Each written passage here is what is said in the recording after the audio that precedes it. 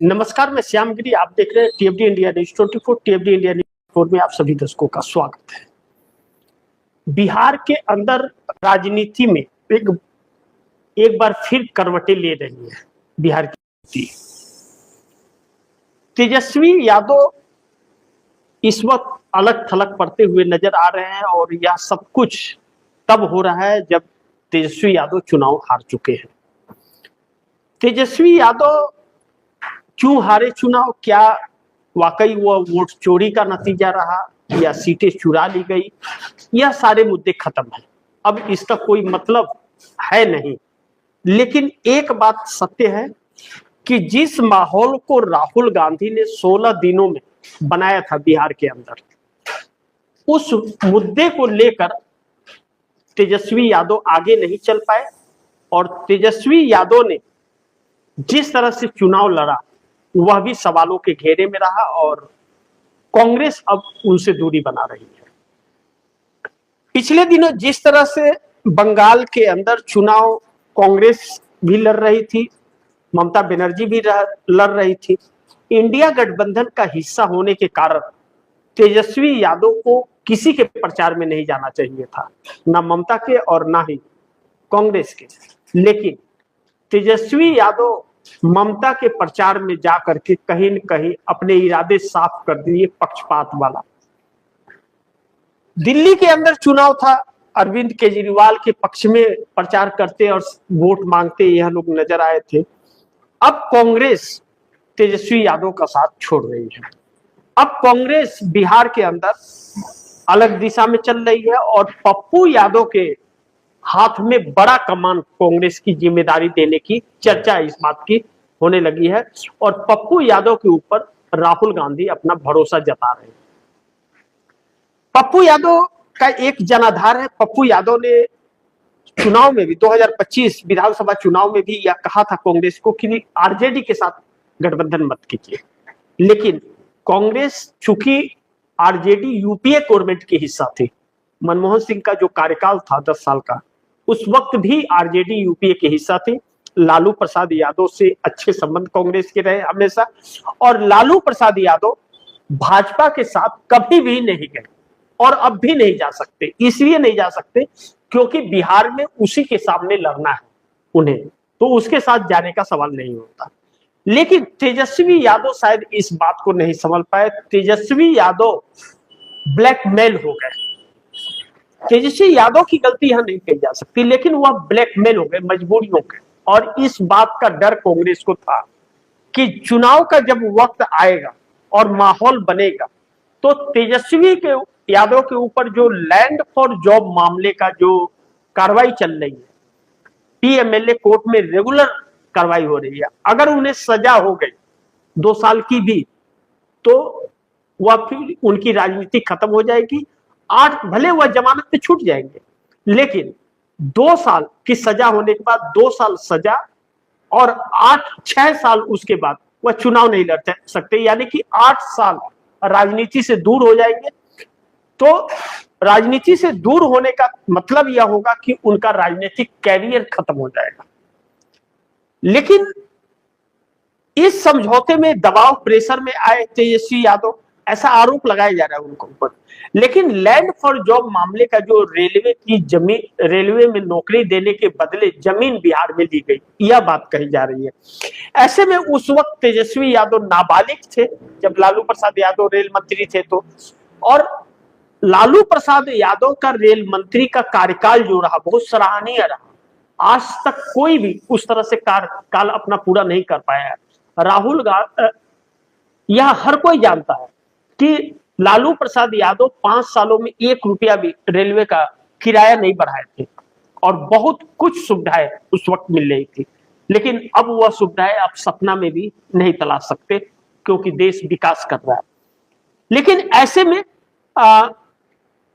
RJD के साथ में रहने से कांग्रेस को बहुत काफी नुकसान हो रहा है और एनडीए गठबंधन के जो घटक दल हैं वह अब विश्वसनीय नहीं रह गए। तो कांग्रेस अपने जनाधार को बनाने के लिए पप्पू यादव, और कहा यह जा रहा है कि पीके प्रशांत किशोर कांग्रेस से लगातार संपर्क में, दिल्ली में उनके साथ बैठक भी हुई थी, वह गठबंधन का हिस्सा हो सकते हैं।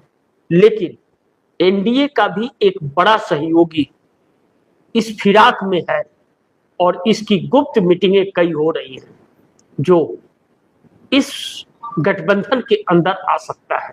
एक नई रणनीति और राजनीति बिहार के अंदर जन्म ले रही है। ऐसे में प्रशांत किशोर ने जो सम्राट चौधरी के ऊपर हमले किए और जो तथ्य और सबूत रखे हैं, सम्राट चौधरी की असलियत देश के सामने ला दी।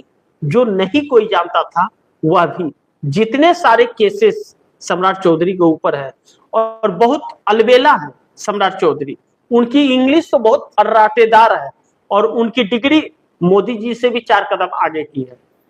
ये मैं नहीं कर रहा हूं, यह प्रशांत किशोर ही कर रहे हैं।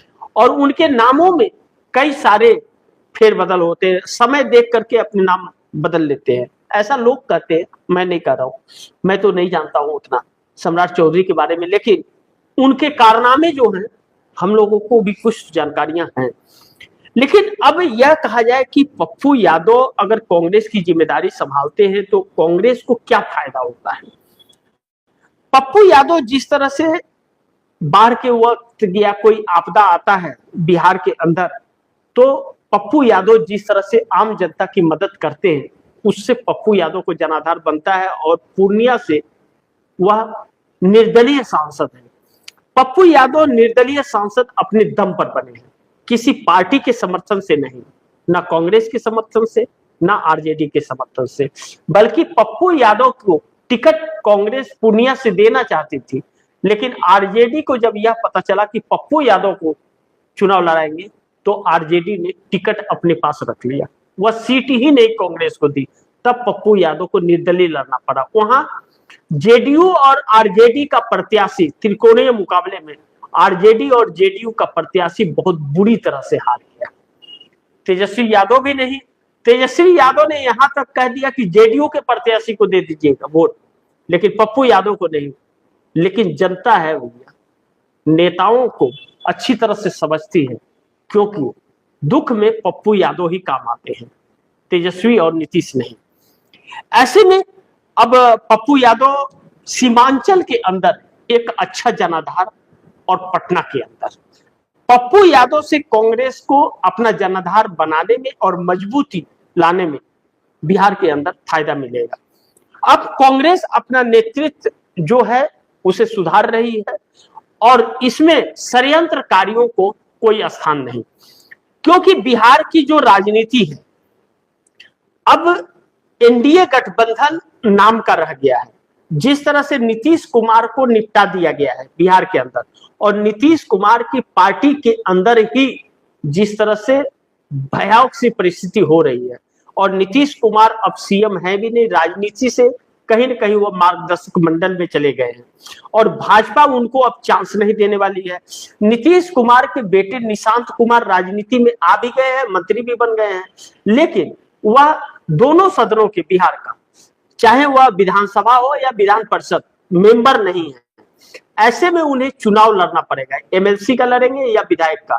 सीट खाली कराने के लिए नीतीश ने जिस विधायक को कहा, उस विधायक ने अपने सीट से इस्तीफा देने से इनकार कर दिया। समझ लीजिए, बातों को ध्यान से समझिए, इनकार कर दिया। ऐसे में एक झटका, यानी कि अब आगे की राजनीति जो है, भारतीय जनता पार्टी निशांत कुमार के पैर कतर करके रखेगी, सर उठाने नहीं देगी, अपने कब्जे में रखेगी, और नीतीश कुमार मार्गदर्शक मंडल में चले गए। जेडीयू के अंदर ज्यादातर नेता भाजपा से कंप्रोमाइज हो चले, लेकिन जो भाजपा के साथ नहीं रहना चाहते, आने वाले दिनों में वह टूटेंगे, और जब टूटेंगे तो आरजेडी का जो हाल है, भारतीय जनता पार्टी का सामना वह नहीं कर सकती, क्योंकि ईडी सीबीआई का शिकंजा कसा है। ऐसे में कांग्रेस का जनाधार आने वाले वक्त में बिहार में बढ़ना है, और अब जब भाजपा ने कब्जा कर लिया है तो आने वाली लड़ाई जो है वह आरजेडी से नहीं, कांग्रेस से होगा बिहार के अंदर।